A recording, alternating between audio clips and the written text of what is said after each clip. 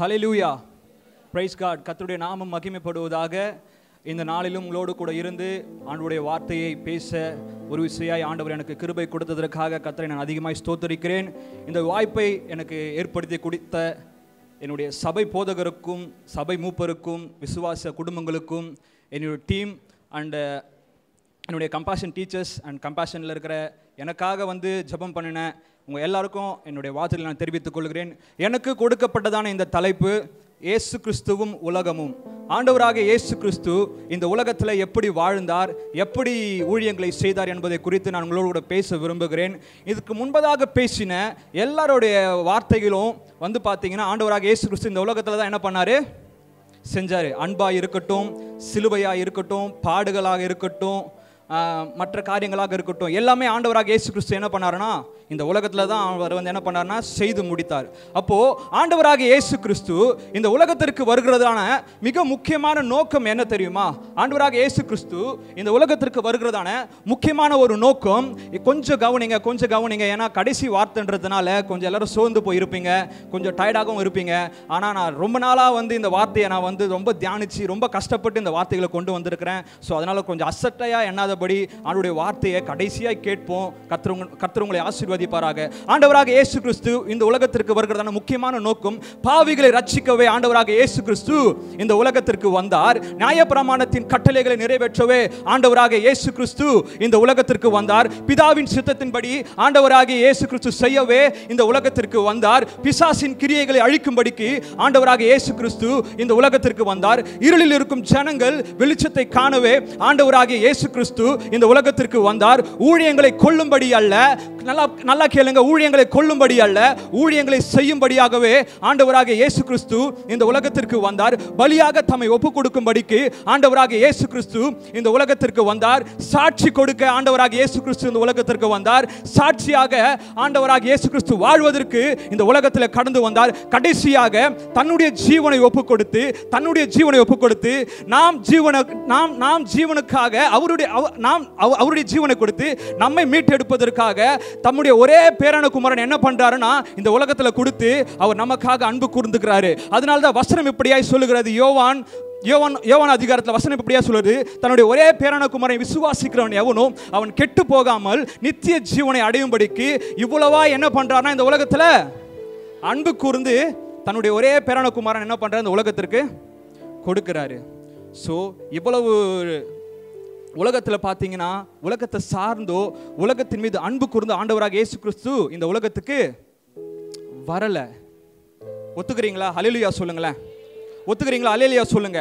அதனால தான் ஆண்டவராக இயேசு கிறிஸ்து என்ன பண்றாருன்னா 30 வருஷம் தலைமறைவா இருந்து அவர் இந்த உலகத்தை பார்ப்பதற்கு முன்பதாக 30 வருஷம் அவர் தேவனுடைய சமூகத்தில் காத்திருந்து பிதாவின் சித்தத்தை நான் எப்படி செய்வது என்பதை அவர் கொஞ்சம் பிராக்டிஸ் பண்ணிட்டு 30வது வயதுல இந்த உலகத்தை சந்திப்பதற்கு இந்த உலகத்திற்கு வரும்பொழுது அவர் முதலாவது சந்தித்த இடம் என்ன தெரியுமா?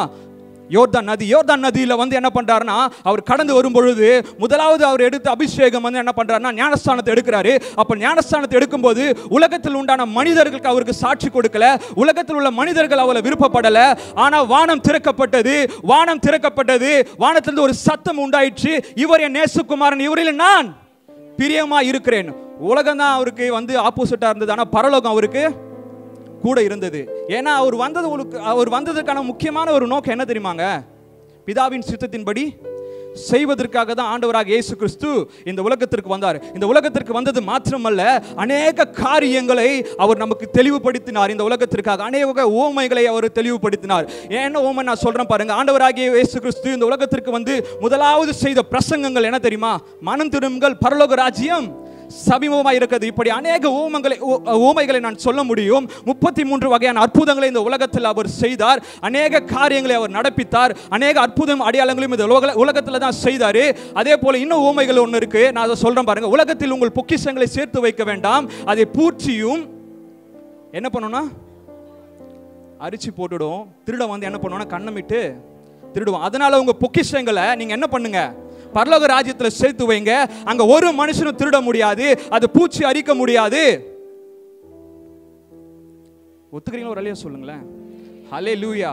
இப்போதான் என்னுடைய பிரசங்கத்துக்கு நேராக வருகிறேன். ஒரு 10 நிமிடத்தில் நான் உங்களுக்கு இந்த வார்த்தையை நான் சொல்லி முடிச்சிடுவேன். கர்த்தராகிய ஆண்டவராக இயேசு கிறிஸ்து இந்த உலகத்தில் செய்த 3 காரியங்கள், ஆண்டவராக இயேசு கிறிஸ்து இந்த உலகத்தை எப்படி ஜெயித்தாரு, எப்படி இங்கே உலகத்தில் வாழ்ந்தாரு, எதெல்லாம் நமக்காக இழந்தார் என்பதை நான் உங்களுக்கு சொல்லி தெளிவுபடுத்த ஆசைப்படுகிறேன். எடுத்தவர்கள் என்னோடு கூட வாசிக்கலாம். மத்தேயு எழுதின சுவிசேஷ புஸ்தகம் 4வது அதிகாரம் 11வது வசனம். 4:1-11 முடிய கொஞ்சம் சீக்கிரமா வாசிக்கலாமே. ஆமென், பிரைஸ் காட். இந்த வசனத்துல பார்த்தோம்னா ஆண்டவராக இயேசு கிறிஸ்து முதலாவது என்ன பண்றாரு, உலகத்திற்கு வரும்பொழுது பிசாசினால சோதிக்கப்படுவதற்கு ஆவியானவரால் என்ன பண்றாருன்னா வனாந்திரத்துக்கு கொண்டு போகப்படுறாரு. இதுல முதலாவது சீன்ஸ் என்ன பார்த்தீங்கன்னா, ஆண்டவராக இயேசு கிறிஸ்து பிசாசினால் சோதிக்கப்படுவதற்கு ஒரு டெஸ்ட் ஒன்று வைக்கிறாரு ஆண்டவராக ஏசப்பாவுக்கு. என்ன டெஸ்ட்னு பார்த்தீங்கன்னா, பிசாசுக்கு கட்டளை கொடுக்கிறாராம். அதனாலதான் இயேசு கிறிஸ்து யோவான் அதிகாரத்தில் இப்படி சொல்றாரு, உலகத்தின் அதிபதியாகிய பிசாசின் இடத்தில் வருகிறான், அவனுக்கு கொடுப்பதற்கு என்கிட்ட ஒண்ணுமே இல்லை. ஏன்னா அவருக்கு தெரிஞ்சிருச்சு, ஏன்னா உலகத்தில் எனக்கு ஒண்ணுமே இல்லை, பிதாவின் சித்தத்தின்படி செய்யவே நான் இங்க வந்திருக்கிறேன். அதனால உலகத்தின் அதிபதியாக பிசாசு என்னிடத்தில் வருகிறான், அவனுக்கு கொடுப்பதற்கு என்னிடத்தில் ஒன்றுமே இல்லை என்று சொல்லி ஆவியானவர் சோதிக்கப்பட்டார்.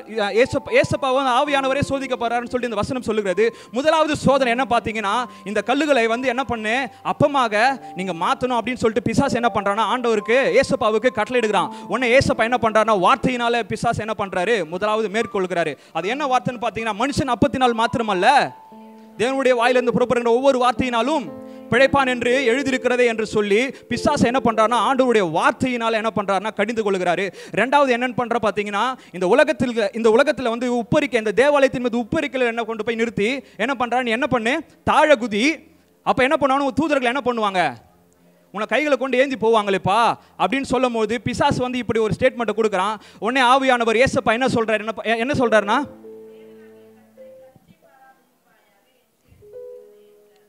வசனத்தினால என்ன பண்றாருன்னா பிசாசை இந்த உலகத்தில் ஜெயிக்கிறாரு. மூன்றாவது என்ன பண்றாருன்னா, உலகத்தின் ராஜ்யங்களை கொண்டு போய் என்ன பண்றாருன்னா நிறுத்திட்டு, இந்த உலகம் முழுவதும் நான் என்ன பண்றேன் உனக்கு சொந்தமாக தரேன். நினைச்சு பாருங்க, உலகம் முழுவதும் போயிட்டு ஒரு பிசாசு நம்ம கொண்டு போய் நிறுத்திட்டு, இதை ஃபுல்லா நான் உனக்கு தரேன், நீ என்னை சாஷ்டாங்கமா பணிந்து விழுந்தனா இதெல்லாம் நீ மேற்கொள்ளலாம் அப்படின்னு சொல்லும் பொழுது நாம என்ன பண்ணுவோம், எல்லாத்தையும் நம்ம வாங்கி கொண்டு கொள்ளதான் காணப்படுறோம். இன்னைக்கு அப்பேற்பட்ட பிரசங்கங்கள் தான் இன்னைக்கு தேசத்துல நடந்துட்டு இருக்கு. ஆவியானவர் என்ன தேவதூதர்கள் காரை கொடுக்குறேன்னு சொல்றாங்க, அதெல்லாம் பொய் பிரசங்கம், அதெல்லாம் நம்பிடாதீங்க. ஆனா இங்க ஏசப்பா நம்மளுக்கு ஒரு கற்றுக் கொடுக்கறதான ஒரு காரியம் என்ன பண்றாருன்னா, இந்த உலகத்துல உண்டான எல்லாவற்றையும் என்ன பண்ணு நான் உனக்கு தரேன், நீ என்ன என்ன பண்ணு சாஷ்டாங்கமா பணிந்து கொண்டு வந்தனா நான் உனக்கு எல்லாமே தருவேன்னு சொல்றாரு. ஆனா ஆண்டவராக இயேசு கிறிஸ்து என்ன சொல்றாருன்னா, ஆவில ஜெயம் கொண்டு என்ன பண்ணா அப்பாலே போ சாத்தானே, ஆராதனை செய்வாயாக. இந்த வேளையில நான் உங்களுக்கு ஒரே ஒரு காரியத்தை சொல்றேன். ஆண்டவராக இயேசு கிறிஸ்து இந்த உலகத்தை எப்படி ஜெயித்தார்னா ஆண்டவருடைய வார்த்தையினால ஜெயித்தாரு. அதுக்கு ஏன் டைம் தேவைப்பட்டுச்சுன்னா 30 வருஷம் என்ன பண்றாருன்னா ஆண்டவர் தலைமறைவராக இந்த உலகத்துல மேற்கொண்டு வாழ்ந்ததுனால முதலாவது சோதனையே இந்த உலகத்தை ஜெயித்துட்டு தான் என்ன பண்றாரு ஆண்டவராக இயேசு கிறிஸ்து இந்த ஊழியத்துக்கே கடந்து வருகிறாரு. 3.5 வருஷம் ஆண்டவராக இயேசு கிறிஸ்து இந்த உலகத்தில் ஊழியங்களை செய்கிறாரு. அநேக ஊமைகளை கற்றுக் கொடுக்கிறாரு. ஆண்டவராக இயேசு கிறிஸ்து வார்த்தையினால, வசனத்தினால, ஆவியினால என்ன பண்றாருன்னா இந்த தேசத்தை, இந்த உலகத்தை என்ன பண்றாருன்னா ஜெயிக்கிறவளாய் காணப்பட்டார். பக்கத்துல உங்களை பார்த்து கேளுங்களேன், இன்னைக்கு பைபிள் படிச்சீங்களா, இல்ல நேத்து நைட்டு பைபிள் படிச்சீங்களா, ஆண்டவருடைய வார்த்தை உங்ககிட்ட இருக்குதா? அப்போ நீங்க என்ன பண்ணுங்க, உலகத்துல நீங்க இருக்கீங்கன்னு சொல்லிட்டு நீங்களே பக்கத்துல உங்க பார்த்து கேள்வி கேளுங்களேன், ஆண்டவருடைய வார்த்தை உங்ககிட்ட இருக்கா? ஆண்டவருடைய உங்க வார்த்தை கிட்ட இல்லைன்னு வச்சுக்கோங்களேன், நீங்க உலகத்திற்கு காரியங்களா நீங்க மாறிடுவீங்க. ஆண்டவர் முதலாவது உலகத்தை வசனத்தின் மூலமாக, வார்த்தையின் மூலமாக ஜெயித்தார். இரண்டாவது ஆவியானவர் இயேசு கிறிஸ்து எப்படி வாழ்ந்தார், நான் பாயிண்ட் மாத்திரம் சொல்லி நான் முடிக்க ஆசைப்படுகிறேன். இயேசு கிறிஸ்து எப்படி வாழ்ந்தார்னா ஆவியில எளிமை உள்ளவராக வாழ்ந்தாருங்க. அதனால தான் மத்தேயு 5ஆம் அதிகாரத்தில் முதலாவது வசனம் என்ன சொல்லுதுன்னா, ஆவியில எளிமை உள்ளவர்கள் பாக்கியவான்கள், பரலோக ராஜ்யம் பூமி அவர்களுக்குரியதுன்னு சொன்னாரா? ஆவியில என்ன பண்றாருன்னா இயேசு என்ன பண்றாருன்னா எளிமையா வாழ்ந்தார் இந்த உலகத்துல. ஆவியில எளிமை நம்ம கிட்ட இருக்கா? பெருமை, அகந்த, பொறாமை ஆவியில இருக்கா?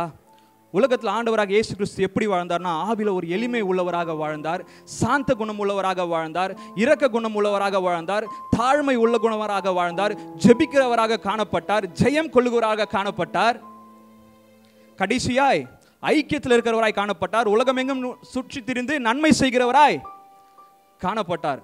இன்னைக்கு நாம் எப்படி இந்த உலகத்தில் வாழ்ந்துட்டு இருக்கோம்? ஆவியில் ஒரு எளிமை இருக்கா? ஐக்கியத்தில் இருக்கிறோமா? நன்மை செய்கிறவர்களாய் காணப்படுகிறோமா அந்த உலகத்தில்? உங்கள் இருதயங்களை நீங்களே கொஞ்சம் யோசிச்சு பாருங்கள். இன்னைக்கு சிலுவையில் அறையப்பட்ட இயேசு நமக்கு பின்பதாக முன்பதாக இருக்கிறார். நம்ம ஆவியில் எப்படி இருக்கிறோம்? ஐக்கியத்தில் இருக்கிறோமா? நன்மை செய்கிறோமா? ஜெயம் கொள்ளுகிறோமா? ஜெபிக்கிறோமா என்பதை நீங்கள் சிந்தித்து பார்க்க வேண்டும். கடைசியாக மூன்றாவது, ஆண்டவராக இயேசு கிறிஸ்து இந்த உலகத்தில் எதெல்லாம் இழந்தாருன்னு சொல்லிட்டு ஒரு 5 நிமிடம் மாத்திரம் பேசிவிட்டு என்னுடைய வார்த்தையை நான் நிறைவு செய்ய ஆசைப்படுகிறேன். ஆண்டவராக இயேசு கிறிஸ்து இந்த உலகத்தில் எதெல்லாம் இழந்திருப்பாருன்னு நீங்கள் நினைக்கிறீங்க? ஆண்டவராக இயேசு கிறிஸ்து எதெல்லாம் இழந்திருப்பாருன்னு நீங்கள் நினைக்கிறீங்க? டைம் இல்லாத காரணத்தினால நானே சொல்லிடுறேன், நீங்கள் நிறைய யோசிக்கிறீங்க. அதனால ஆண்டவராக இயேசு கிறிஸ்து பரலோகத்தின் மகிமையை என்ன பண்ணுறாருன்னா இந்த உலகத்தில் இழக்கிறவராய் காணப்படுகிறார். பிலிப்பியருக்கு எழுதின நிருபம் 2வது அதிகாரம் 6-11.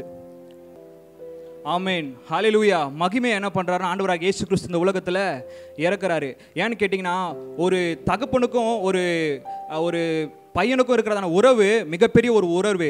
அந்த உறவை என்ன பண்ணுறாருன்னா ஆண்டவராகிய தேவன் என்ன பண்ணுறாருன்னா இந்த உலகத்திற்கு அவருடைய ஒரே பேரானகுமாரனை கொடுத்து பரலோகத்தின் மகிமையை கூட என்ன பண்ணுறாருன்னா நமக்காக இந்த உலகத்தில் இழக்க ஆசைப்பட்டாருங்க நமக்காக. இன்னைக்கு நாம் எப்படி இருக்கிறோம்? ஐஸ்வர்யத்தை இழந்தார், பதவியை இழந்தார். இன்னைக்கு நம்ம எதை இழக்க ரெடியாக இருக்கிறோம்? இந்த உலகத்தில் வாழ்கிறதான 3.5 வருஷத்தில் ஆண்டவராக இயேசு கிறிஸ்து பரலோகத்தின் மகிமையை இழந்தார். இந்த உலகத்தில் ஐஸ்வர்யத்தை இழந்தார், கனத்தை இழந்தாரு. இன்னைக்கு நாம எதை இழக்க நம்ம ரெடியா இருக்கிறோம்? கடைசியாக தன் ஜீவனையே ஒப்பு கொடுத்து என்ன பண்றாருன்னா இந்த உலகத்துல தன்னுடைய கடைசி சொட்டு ரத்தம் வரைக்கும் சிந்தி என்ன பண்றாருன்னா தம்மையே பலியாக ஒப்பு கொடுத்து இந்த உலகத்துல ஒரு சாட்சியாய் வாழ்கிறதான ஒரு வாழ்க்கை. இன்னைக்கு நாம உலகத்தை ஜெயிக்கிறவங்களாய் காணப்படுகிறோமா? அவரோடு கூட இருக்கிறவர்களாய் காணப்படுகிறோமா? அந்த உலகத்துல அவருக்காக இந்த உலகத்துல எதையெல்லாம் நீங்க இழக்க ஆசைப்படுறீங்க? ஒருவேளை உங்ககிட்ட ரொம்ப பிடிச்ச ஒரு விஷயம் இருக்குதுன்னா அது தேவனுக்காக நீங்க இழங்க. ஏன்னா தம்முடைய ஒரே பேரான குமாரனை விசுவாசிக்கிறேன் எவனோ அவன் கெட்டு போகாமல் நித்திய ஜீவனை அடையும்படிக்கு அவரே தந்தருளினதான பிதாவின் சித்தத்தின்படி செய்யவே ஆண்டவராக இயேசு கிறிஸ்து இந்த உலகத்திற்கு வந்தார். இன்னைக்கு பிதா ஆண்டவர் அனுப்பினது போல இன்னைக்கு அவர் சித்தத்தை ஆண்டவராக இயேசு கிறிஸ்து இந்த உலகத்தில் செய்து முடிச்சிட்டாரு. இன்னைக்கு நாம ஒரு 40 வயசு வரைக்கும் வாழ்ந்துட்டோம், 30 வயசு வரைக்கும் வாழ்ந்துட்டோம்னா நாம அவருக்காக எதை இழக்க ஆயத்தமா இருக்கிறோம்? எதை செய்ய சித்தமா இருக்கிறோம்?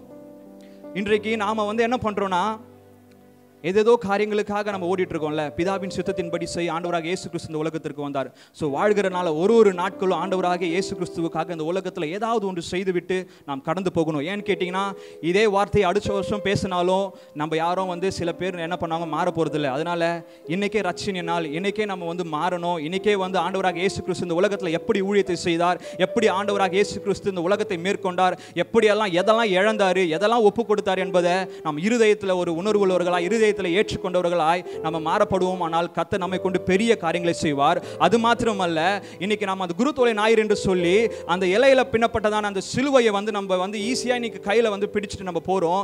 ஆனா இதற்காக 2000 வருடங்களுக்கு முன்பதாக தன்னுடைய தோள்கள் என்ன பண்றாரு அந்த உலகத்துல சுமந்து நமக்காக அந்த 150 கிலோ எடை உள்ள அந்த சிலுவை என்ன பண்றாருன்னா லெகுவாய் நம்மளுக்கு மாற்றி கொடுத்துருக்காருல. எதற்காக? நீ நானும் இந்த உலகத்தில் சந்தோஷமா இருக்கணும், நீங்களும் நானும் இந்த உலகத்தில் அவருக்காக சாட்சியாய் வாழணும். அவர் பிதாவின் சித்தத்தின்படி செய்யவே ஆண்டவராக இயேசு கிறிஸ்து வந்தார்.